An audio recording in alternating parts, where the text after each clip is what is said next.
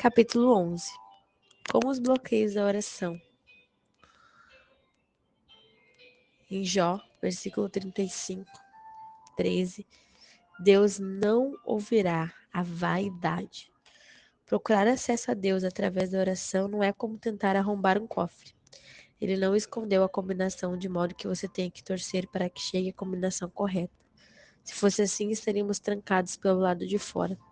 Entretanto, porque Ele conhece tudo e entende a dinâmica da nossa santidade em oposição à nossa pecaminosidade, é o próprio Deus que decide e nos conduz no processo da oração, e não nós mesmos.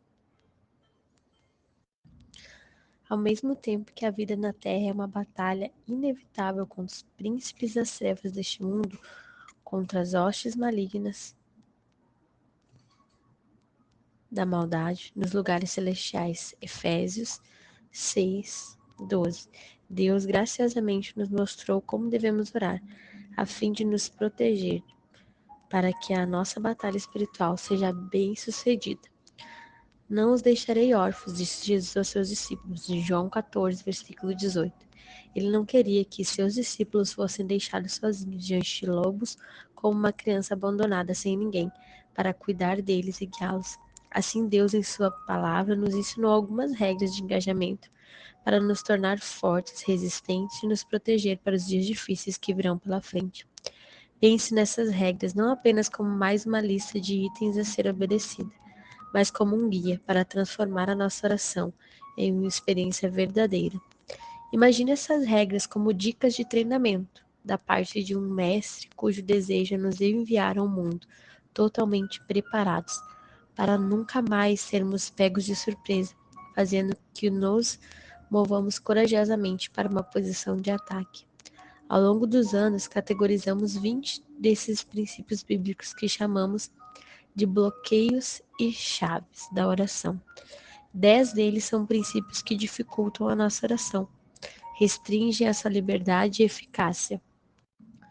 Os outros 10, no entanto, dão à oração um impulso que o leva para além de todos os limites. Nesse capítulo, vamos ver os 10 bloqueios da oração. Orar sem conhecer a Deus através de Jesus é o primeiro bloqueio. A oração é obviamente uma resposta, um tanto comum quando uma pessoa está sob ataque pesado. Quando os corredores já viraram salas de oração, quando um furacão estava para chegar, Deus naturalmente pode responder a qualquer pedido que Ele queira responder, provenientemente de quem quer que seja. Mas quando se trata de conhecer a Deus, de conhecer o Pai, de caminhar com Ele em oração, aí é diferente. Jesus disse: Eu sou o caminho, a verdade, a vida. Ninguém vem ao Pai a não ser por mim. Assim como as pessoas que não têm muito em comum em sua relação têm dificuldades em manter uma conversa, aqueles que não acreditam que Deus possa perdoar-lhes os pecados não podem esperar que Deus se sinta compelido a responder. Capítulo 2. Bloqueio da oração. Orar com o coração impenitente. O que é isso? A Bíblia diz que Deus sabe do que somos formados. Lembre-se do que somos pó. Ele não se surpreende com o fato de que temos lutas ou lutamos para permanecermos firmes, mas Ele também olha para os nossos corações e sabe quando estamos quebrantados pelo nosso pecado realmente. O problema vem, na verdade, quando os nossos corações não estão nada quebrantados, quando estamos frios e indiferentes para com a sua palavra e para com as nossas transgressões. Como o escritor de Salmos 66 diz: Se eu acalentasse o pecado no coração, o Senhor não me ouviria. Quando nos apegamos aos nossos pecados e ignoramos a Deus, Ele também ignora nossas orações. Até que sejamos dispostos a nos arrepender, se somos nós que decidimos tudo, corremos o risco de tomar decisões erradas em relação à nossa oração. Terceiro bloqueio: orar para exibir-se. Pessoas que oram apenas para impressionar os outros devem desfrutar dos améns e dos elogios das pessoas enquanto estas durarem. Porém, de acordo com Jesus, essa é a extensão total da sua recompensa. E quando tu orares? Disse ele: Não sejais como hipócritas, pois eles adoram orar em pé nas sinagogas, nas esquinas das ruas, para serem vistos pelos homens. Em verdade, eu vos digo que eles já receberão a sua recompensa. Orações públicas que não são acompanhadas por orações individuais quase não valem nem o fôlego necessário para expressá-las. Lembre-se sempre de que mesmo quando você está conduzindo em público, na oração, você ainda está falando para uma audiência de um. Quarto bloqueio na oração: orar palavras repetitivas e vazias. A oração pode ter muitas formas, pode acontecer de improviso, pode ser escrita e lida palavra por palavra. Pode ser tão profunda e sincera que apenas sílabas simples conseguirão ser verbalizadas. Uma coisa que faz com que a nossa oração saia como uma torrente de palavras dispersadas é falarmos e falarmos sem nem mesmo ouvirmos o que estamos dizendo. Jesus disse: mas orando, não useis de vãs repetições, como fazem os pagãos, pois pensam que por meio de falarem serão ouvidos. Não vos assemelhes a eles, pois vosso Pai sabe o que tendes necessidade antes de vocês pedirem.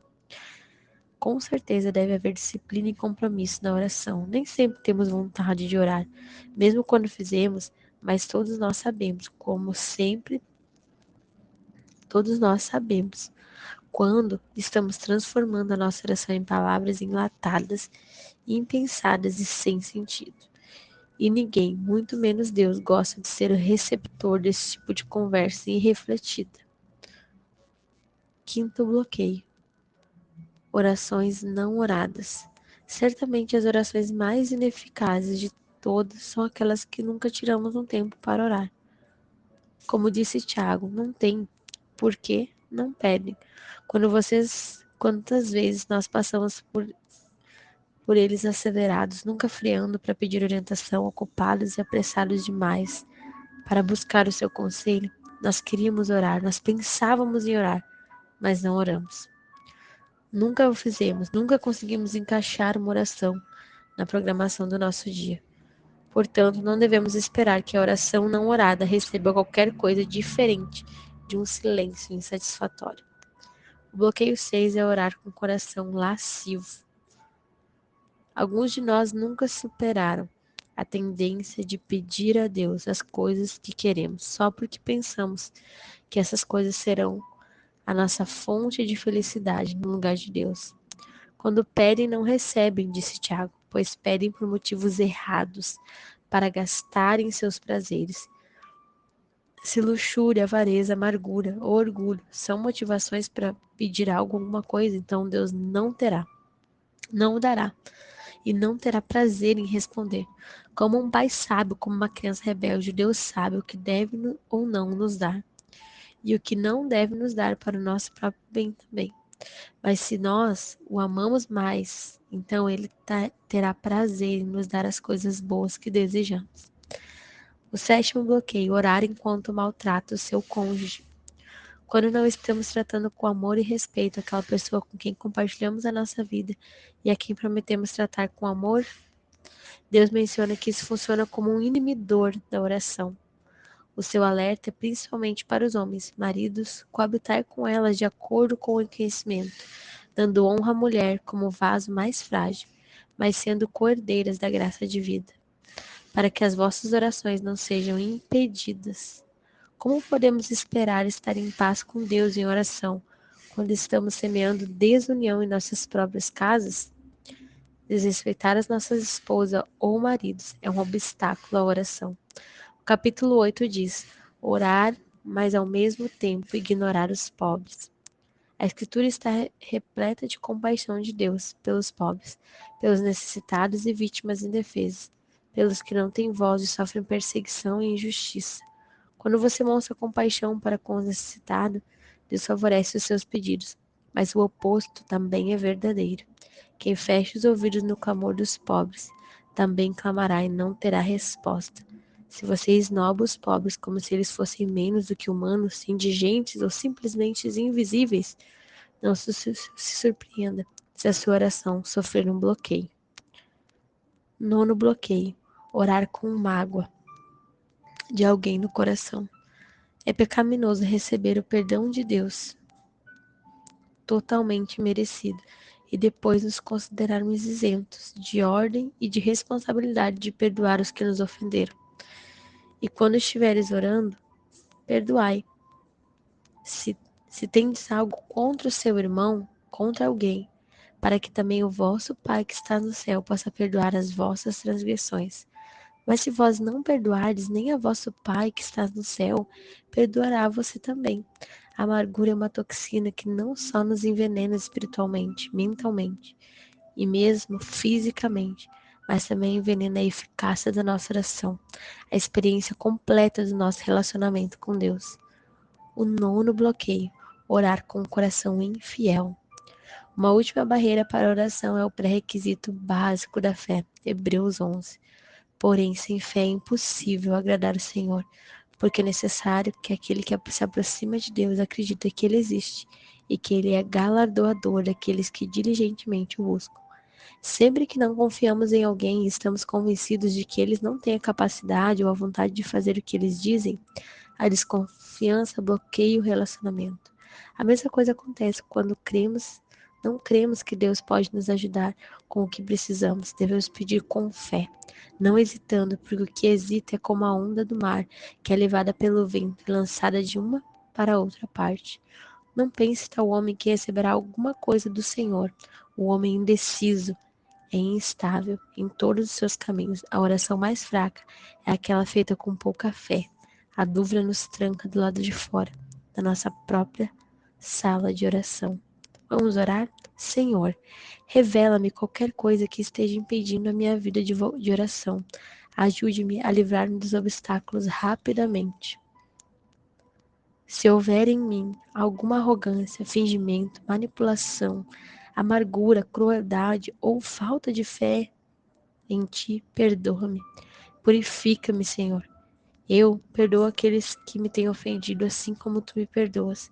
E eu te agradeço por tua bondade e paciência. Eu estou cansada de ser responsável por bloquear a minha intimidade contigo e o meu canal de recepção das bênçãos que tu desejas me dar. Desembaraça-me. Peço-te que qualquer bloqueio à minha oração, abra o meu coração para que tu possas trabalhar através de mim, sem obstáculos. Em nome de Jesus. Amém.